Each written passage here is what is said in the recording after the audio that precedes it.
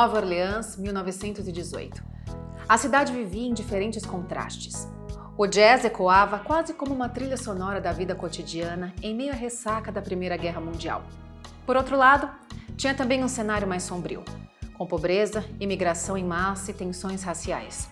E foi nessa mistura de opostos que um dos serial killers mais enigmáticos da história dos Estados Unidos emergiu das sombras. Ele não deixava rastros, só corpos. Invadia casas enquanto as vítimas dormiam. Usava machados, navalhas, facas, o que estivesse à mão. Atacava com brutalidade. Desaparecia na noite e deixava para trás uma cidade em pânico. Um assassino que parecia ter saído direto de um pesadelo. Mas ele era real. E a cada novo ataque, mais real se tornava o medo que se espalhava por Nova Orleans. Mas antes da gente começar a falar desse caso, não se esquece de dar o like e se inscrever no nosso canal para a gente continuar trazendo esses novos vídeos. O Investigação Criminal Internacional te leva a conhecer a história daquele que ficou conhecido como Assassino do Machado de Nova Orleans.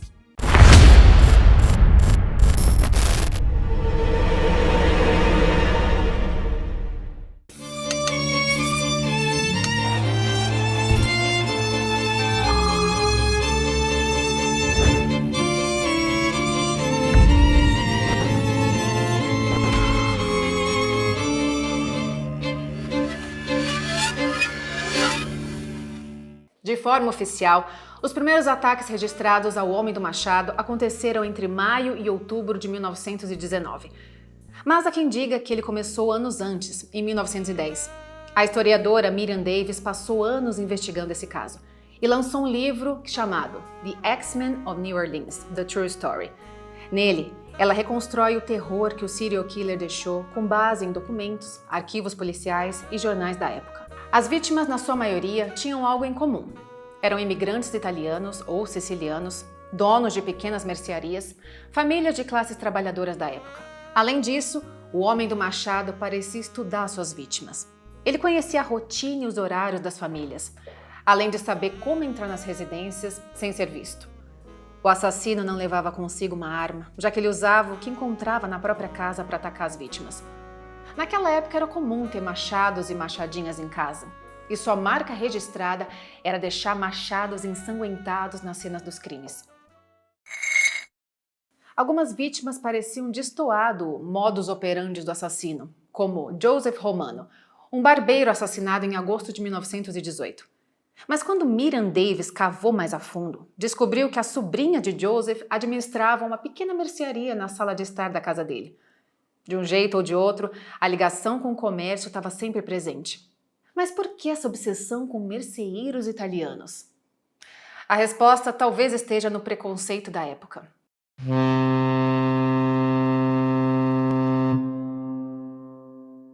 Na virada do século XX, os italianos começaram a prosperar em Nova Orleans. Estabeleceram pequenos negócios, abriram mercados, ocuparam espaços econômicos que antes não tinham. Mas o sul dos Estados Unidos ainda fervia com tensões raciais. Esses comerciantes de esquina, com suas lojas movimentadas e famílias unidas, podem ter despertado algo sombrio em alguém. Ressentimento, raiva, um desejo de vingança contra uma classe que ascendia, mesmo que lentamente. Algumas teorias sugerem que os ataques do Homem do Machado foram mais do que aleatórios. Foram direcionados, calculados, quase como se ele estivesse enviando uma mensagem. Os assassinatos começaram no início do século, mas como citamos, eles não foram oficialmente atribuídos ao Homem do Machado.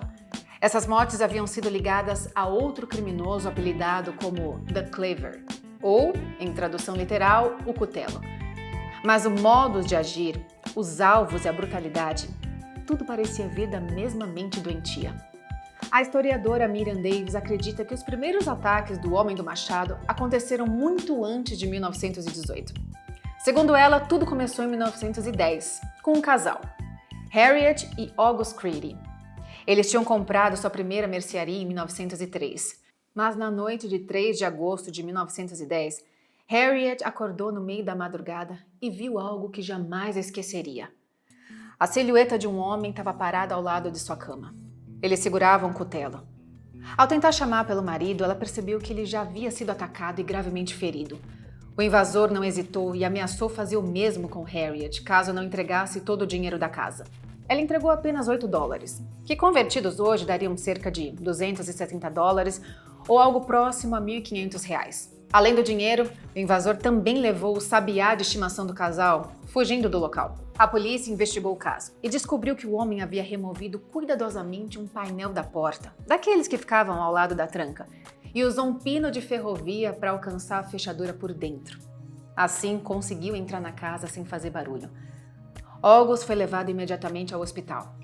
A cena parecia um massacre. O sangue espalhado pelo quarto dava a impressão de que ele não sobreviveria.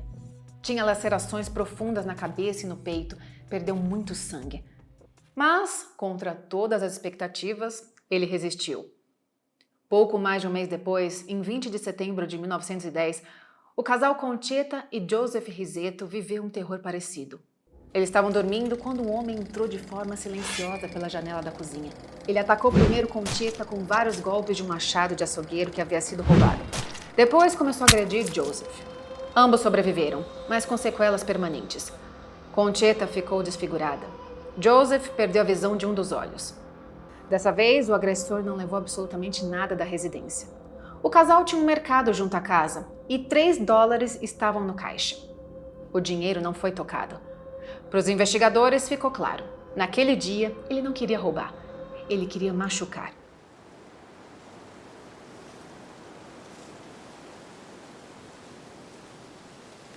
No verão de 1911, mais um ataque brutal aconteceu. As vítimas foram Joseph Davis, de 26 anos, e sua esposa grávida, Mary, que tinha 16 anos. Eles tinham um comércio no bairro de St. Roch.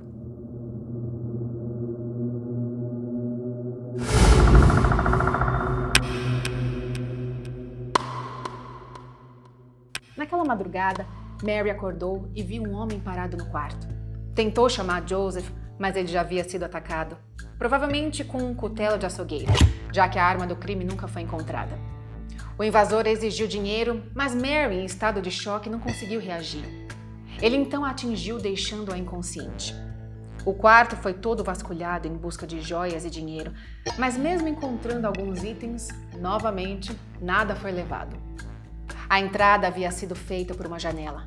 A polícia ainda descobriu que Joseph costumava dormir com um revólver ao lado da cama, mas o ataque foi tão rápido e certeiro que ele não teve tempo de alcançar a arma. Joseph foi levado ao hospital, mas faleceu pouco depois de um dia. 3 ataques em pouco mais de um ano, todos envolvendo comerciantes, todos com uma violência brutal, todos com um padrão. E para a historiadora Miriam, esses crimes não foram cometidos por diferentes agressores. Para ela, tudo começou ali, com um homem conhecido na época como The Cleaver, o Cutelo, e que anos depois ganharia um novo nome, Axeman ou Homem do Machado de Nova Orleans.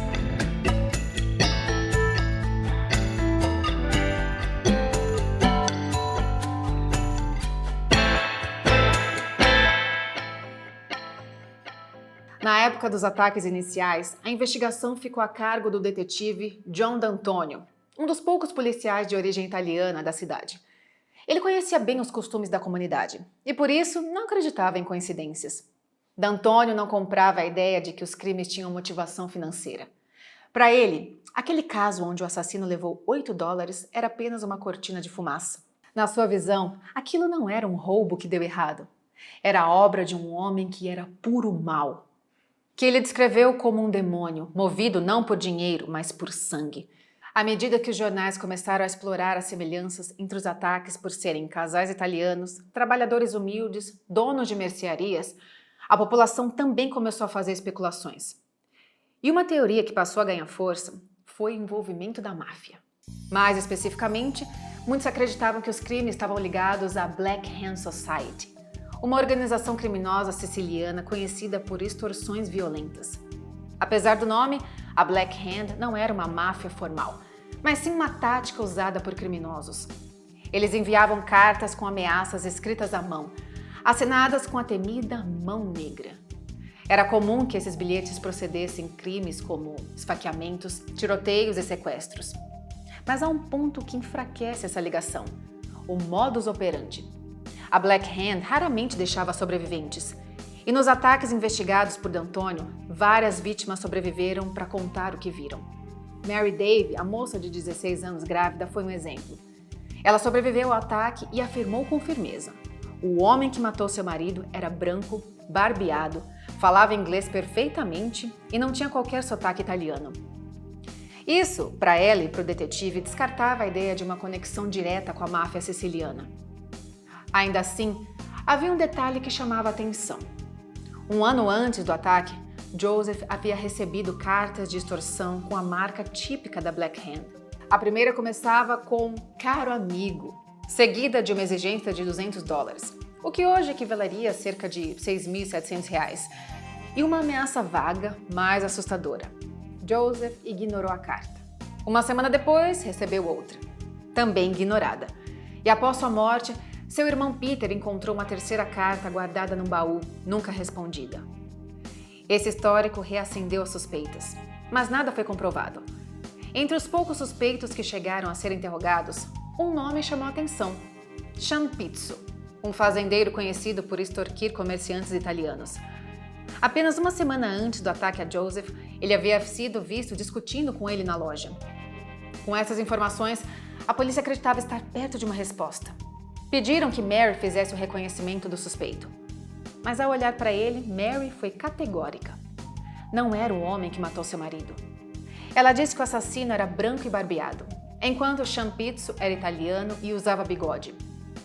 Sem respostas às investigações, o medo se espalhou pela cidade. Os comerciantes italianos redobraram os cuidados. Alguns dormiam com armas ao lado da cama, mas com o passar das semanas e depois de meses, os ataques cessaram. E da mesma forma que surgiu, o homem que os jornais apelidaram de Cutelo simplesmente desapareceu. Os ataques pararam e sua identidade nunca foi descoberta. Talvez ele não tenha parado por vontade. Talvez tenha sido preso por um crime menor, como invasão de casas. Seja como for, os 6 anos seguintes foram silenciosos em Nova Orleans.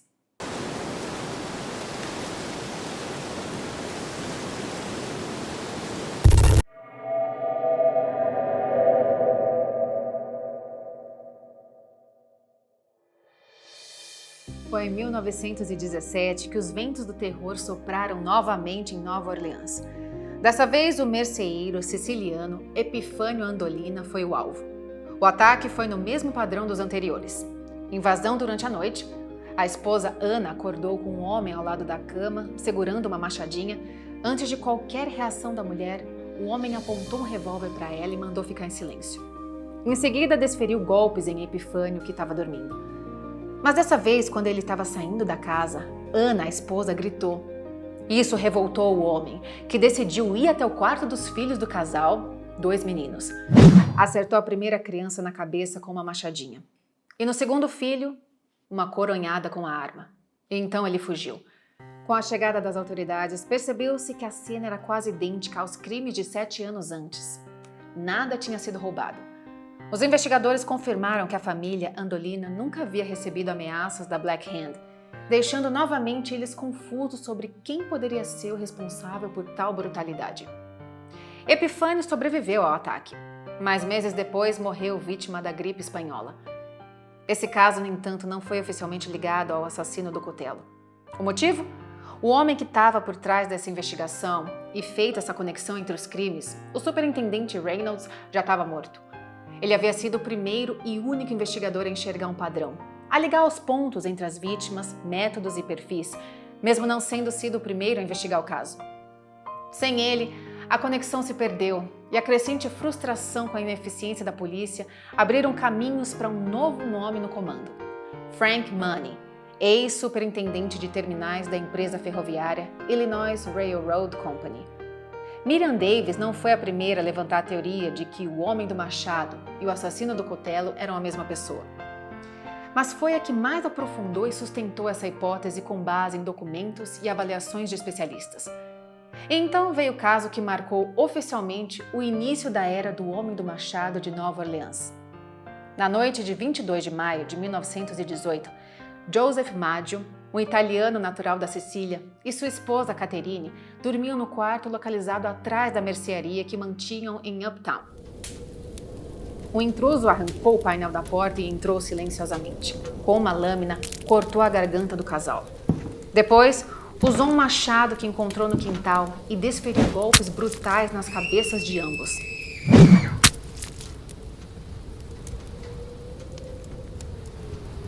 O assassino deixou o machado coberto de sangue na banheira.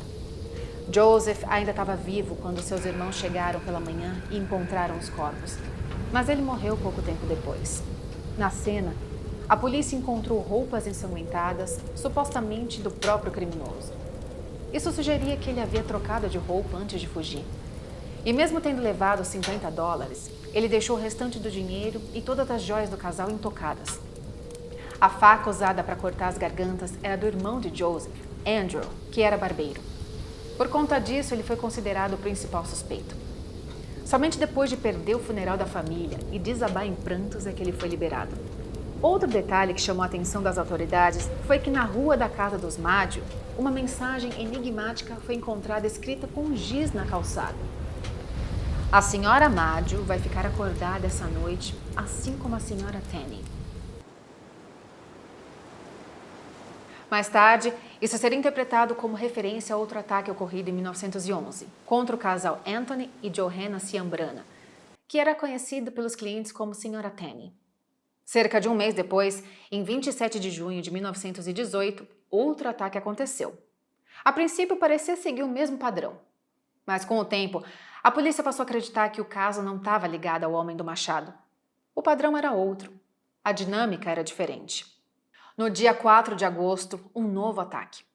A vítima foi Mary Schneider, uma mulher de 28 anos, grávida do quarto filho. Ela já tinha 3 crianças em casa e dormia tranquila, até que foi brutalmente atacada.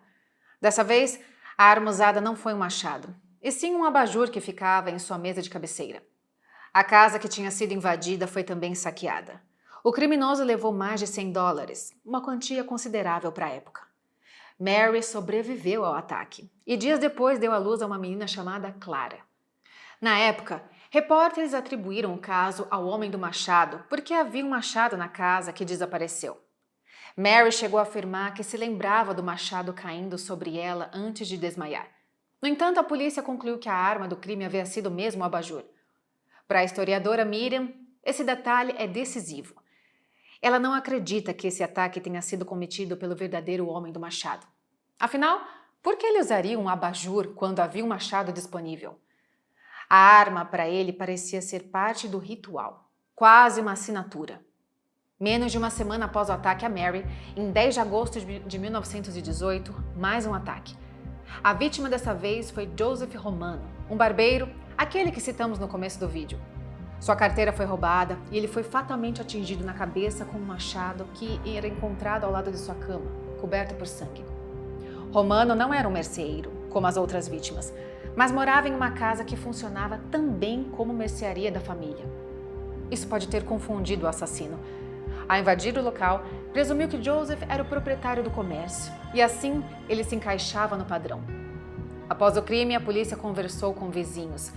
2 deles relataram que, nas semanas anteriores ao assassinato de Romano, expulsaram invasores que tentaram invadir suas casas. Ambos homens brancos que fugiram com um machado. Outros relatos semelhantes começaram a surgir. Nas semanas seguintes da morte de Joseph Romano, mais 3 comerciantes italianos foram roubados. O padrão era o mesmo, mas dessa vez ninguém foi ferido. Ainda assim, a cidade entrou em alerta. Os ataques estavam mais frequentes. Nessa época, o detetive John D'Antonio, aquele mesmo que havia investigado os crimes do Cutelo, compartilhou uma teoria com um repórter. Para ele, os ataques de 1918 eram obra do mesmo homem que havia aterrorizado a cidade anos antes. Ele acreditava que o assassino vivia em uma vida dupla. Uma pessoa comum, acima de qualquer suspeita, mas com uma sede insaciável por sangue. Uma figura que lembrava Jack o Estripador. Mas nem todos compartilhavam dessa visão. O superintendente Frank Money, por algum motivo, insistia que o homem do machado era um homem negro, apesar das descrições das vítimas apontarem sempre para um homem branco. Enquanto as investigações seguiam perdidas, o homem do machado seguia fazendo vítimas. Em 10 de março de 1919, em Gretna, uma família inteira foi vítima do ataque.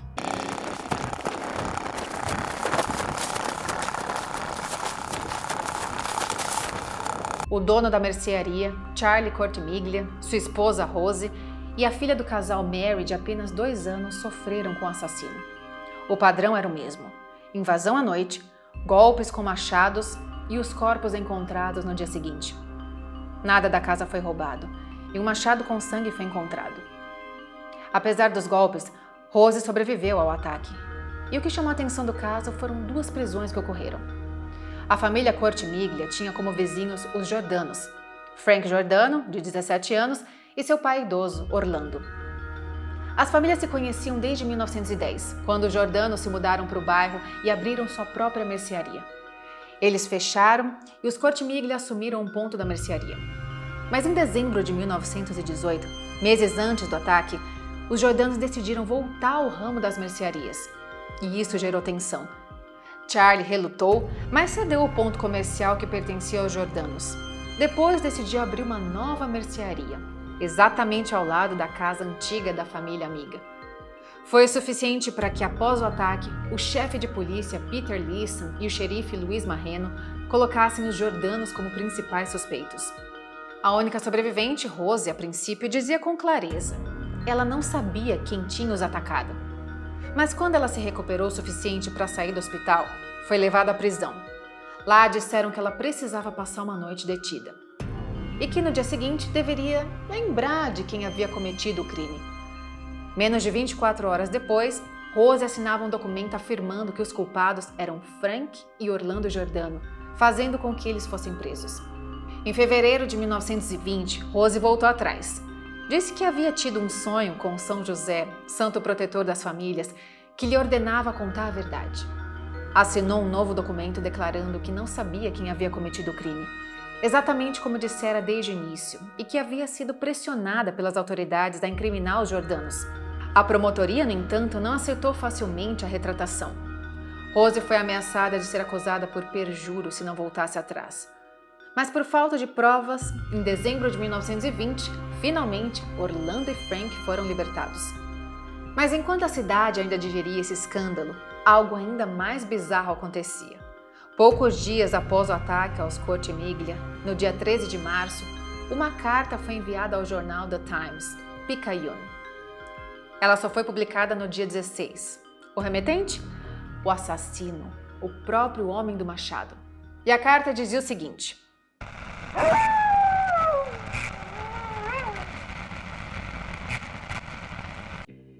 Inferno, 13 de março de 1919. Estimado mortal, eles nunca me pegaram e nunca irão. Nunca me viram, pois sou invisível, como o éter que envolve a terra. Não sou um ser humano, sou um espírito, um demônio do inferno mais escaldante. Sou o que vocês, oleânios e sua polícia tola, chamam de o homem do machado. Quando eu quiser, farei novas vítimas. Só eu sei quem são. Deixarei apenas meu machado ensanguentado como sinal.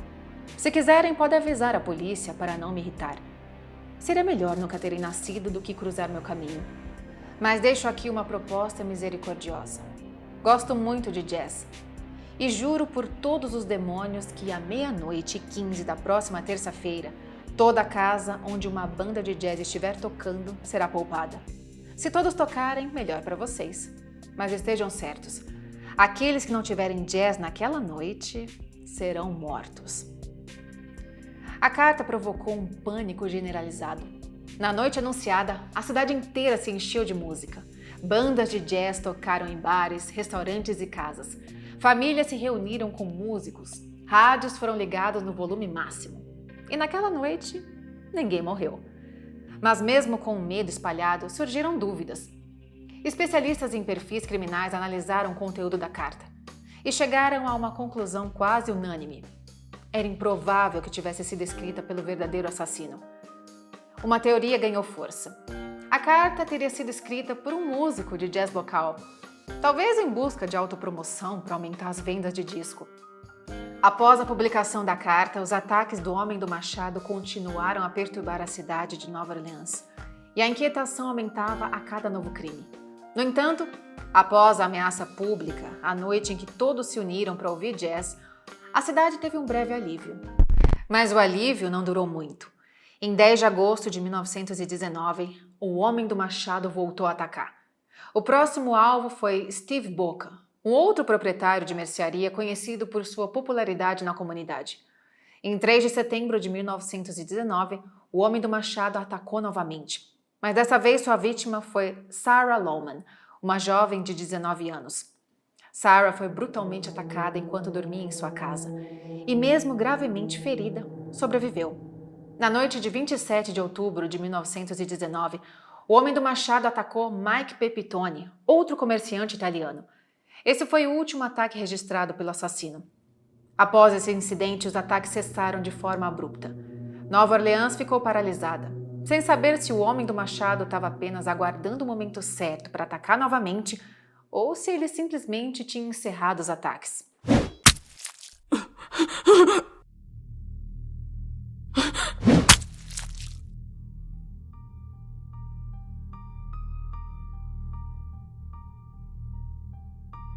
Com base nos relatos das vítimas que sobreviveram, analistas criminais traçaram um perfil. Homem branco, cerca de 30 anos, classe trabalhadora. Habilidoso em arrombar portas, o que levou à suspeita de que também fosse um ladrão experiente. Ao longo dos anos, vários nomes surgiram como possíveis culpados.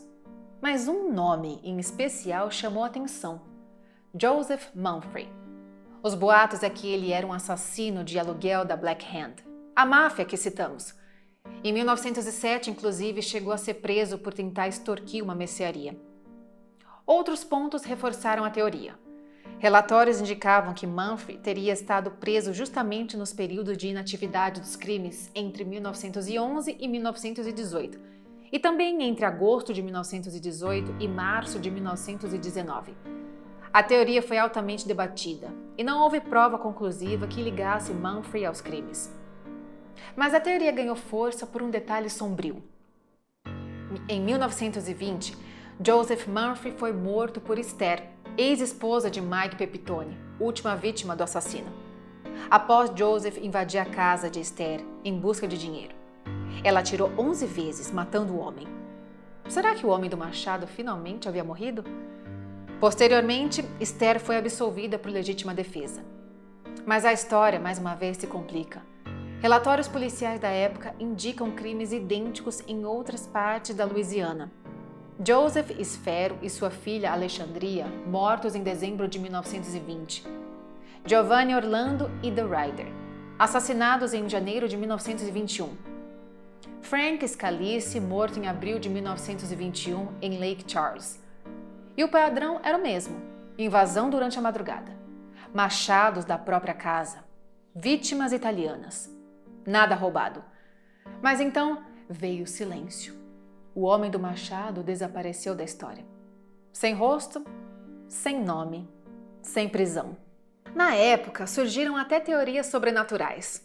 Alguns diziam que ele era um vampiro, uma criatura capaz de entrar sem ser visto, de sumir sem deixar rastros.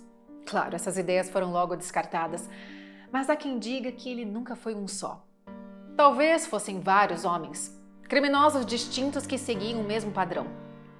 Até hoje, décadas depois, o caso ainda intriga criminologistas, historiadores e, claro, aqueles que buscam entender os horrores de um assassino que virou história contada até os dias de hoje. O legado do homem do machado vai além das perguntas não respondidas e das teorias que circulavam. Ele nos lembra de que, às vezes, o mais assustador não é o que sabemos, mas sim o que não sabemos. E enquanto esse mistério permanece sem solução, o que podemos fazer é seguir contando histórias. Não se esqueça de deixar seu like e se inscrever aqui no canal. Se você tiver alguma sugestão de caso, basta deixar aqui nos comentários. Eu te encontro no próximo Investigação Criminal Internacional.